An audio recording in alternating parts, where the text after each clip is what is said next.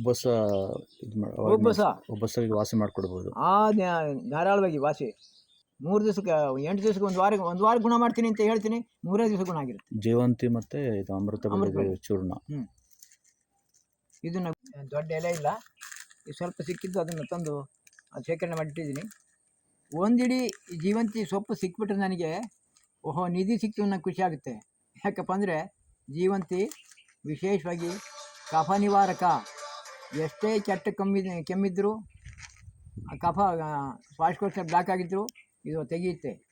ಕಾಸ, ಶ್ವಾಸ, ಕಫ 3 ಗುಣ ಮಾಡುತ್ತೆ. ಇದು ಸಹ ತ್ರಿದೋಷ ಶಮನಿ ಮತ್ತು ರಾಸಾಯನಿಕ ಕ್ರಿಯೆ ಕೊಡುವಂಥದ್ದು.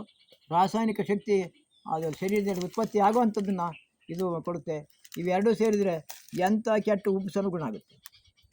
ಅಮೃತ ಬಳ್ಳಿ ಜೀವಂತಿ ಎರಡೂ ಸೇರಿಸಿ ಕೊಡೋದು ನಾನು. ಉಪವಾಸಗಳಿಗೆ ವಾಸಿ ಮಾಡಿಕೊಡ್ಬೋದು. ಧಾರಾಳವಾಗಿ ವಾಸಿ 3 ದಿವಸಕ್ಕೆ 8 ದಿವಸಕ್ಕೆ ಒಂದು ವಾರ ಗುಣ ಮಾಡ್ತೀನಿ ಅಂತ ಹೇಳ್ತೀನಿ, 3 ದಿವಸ ಗುಣ ಆಗಿರುತ್ತೆ. ಜೀವಂತಿ ಮತ್ತು ಇದು ಅಮೃತ ಬಳ್ಳಿ ಚೂರ್ಣ.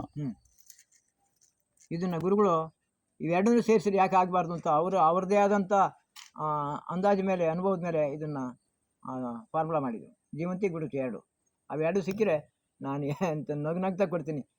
ಏನು ಚಿಂತೆ ಮಾಡಬೇಡಿ, ಬನ್ನಿ ನಿಮಗೆ ಆಸ್ಮಾ ಗುಣ ಮಾಡೋಣ ಅಂತ. ನಿದ್ದೆ ಮಾಡಿಲ್ಲ, ಎಷ್ಟೋ ವರ್ಷ ಆಗೈತೆ, ಎಷ್ಟೋ ದಿವಸ ಆಯ್ತು ನಿದ್ದೆ ಮಾಡಿ. ಅದು ಎಂಥದ್ದು ಇಂಜೆಕ್ಷನ್ ಕೊಟ್ಟವ್ರಿ, ಎಲ್ಲ ಮುಗಿದೋಗೈತೆ. ನೀವು ಅಷ್ಟೇ ಸಹಿ ನನಗೆ ದಿವಸ ಎಣಿಸ್ಕೊಂಡು ಕಳಿಸ್ರಿ, ನೀವನ್ನು ಕಳಿಸ್ಬಿಡಿ, ಇವರು ಉಳ್ಕೊಳಲ್ಲ ಅಂತೇಳಿ ವಾಪಸ್ ಮನೆಗೆ ಬಂದವನ್ನ ಒಂದು ವಾರ ಗುಣ ಮಾಡ್ತೀನಿ ಅಂತ 3 ದಿವಸಕ್ಕೆ ಆನಂದವಾಗಿ ನಿದ್ದೆ ಮಾಡಿ ಆನಂದವಾಗಿ ಅವರು ಊಟ ಮಾಡಿದಂಥ ಸನ್ನಿವೇಶ ಬೇಕಾದಷ್ಟು ನಮಗೆ ಉದಾಹರಣೆ ಇದೆ. ಈ ಜೀವಂತಿ ಗುಡುಚಿ ಇದು ಸಂಸ್ಕೃತ ಪದ. ಆಲೆ ಸೊಪ್ಪು, ಅಮೃತ ಬಳ್ಳಿ, ಆಡು ಭಾಷೆ. ಓಕೆ. ಸಮ ಪ್ರಮಾಣ ಕಷಾಯ ಮಾಡೋದು 4ನೇ 1 ಭಾಗ. ಜೊತೆಗೆ ಸಾವಯವ ಬೆಲ್ಲ ಮಾತ್ರ ಸೇರಬೇಕು, ಇನ್ಯಾವ ಬೆಲ್ಲನೂ ಸೇರಬಾರ್ದು. ಸಕ್ಕರೆ ಮೊದಲನೇ ವಿಷ, ಹಂಗಂತ ಬಿಳಿ ಬೆಲ್ಲ ತಂದರೆ ಬಿಳಿ ಬೆಲ್ಲ ಸಕ್ಕರೆಗಿಂತ ಜಾಸ್ತಿ ವಿಷ. ಯಾಕಪ್ಪ ಅಂದರೆ ಅದಕ್ಕೆ ಹಾಕಬಾರ್ದು ಅಂತ ಕೆಮಿಕಲ್ ಹಾಕಿಬಿಡ್ತಾರೆ ಬೆಲ್ಲಕ್ಕೆ, ಅವ್ರ ವ್ಯಾಪಾರಕ್ಕೆ.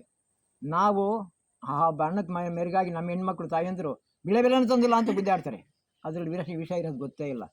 ಅದಕ್ಕೆ ಈಗ ಸಾವಯವ ಬೆಲ್ಲ, ಪುಣ್ಯಾತ್ಮರು ಯಾರು ಭೂಮಿಗೆ ವಿಷ ಹಿಡ್ದಂಗೆ ಅಂದರೆ ತಿಪ್ಪೆ ಗೊಬ್ಬರದಲ್ಲೇ ಬೆಳೆದು, ಭೂಮಿ ಕೆಮಿಕಲ್ ಗೊಬ್ಬರ ಹಾಕ್ದಂಗೆ ಬೆಳೆದಿರೋಂಥ ಪುಣ್ಯಾತ್ಮರು ಮಾಡಿರುವಂಥ ಆ ಬೆಳೆದಿರೋ ಕಬ್ಬಿನಿಂದ ಮಾಡಿದಂಥ ಬೆಲ್ಲ ಸಾವಯವ ಬೆಲ್ಲ. ಇಂಗ್ಲೀಷ್ನಾಗ ಆರ್ಗ್ಯಾನಿಕ್ ಅಂತಾರೆ. ಆರ್ಗ್ಯಾನಿಕ್ ಬೆಲ್ಲ ಬಳಕೆ ಮಾಡಿದರೆ ನಮ್ಮ ಶರೀರಕ್ಕೆ ಅಮೃತ ಸೇರುತ್ತೆ. ನಿಜವಾಗೂ ನಮಗೆ ಬಂದಿರೋ ಕಾಯಿಲೆ ಗುಣ ಮಾಡೋಕ್ಕೆ ಇವೆರಡೂ ಸೇರಿ ಅದು ಒಳ್ಳೆಯ ಗುಣಕಾರಿಯ ಕೆಲಸ ಮಾಡ್ತವೆ.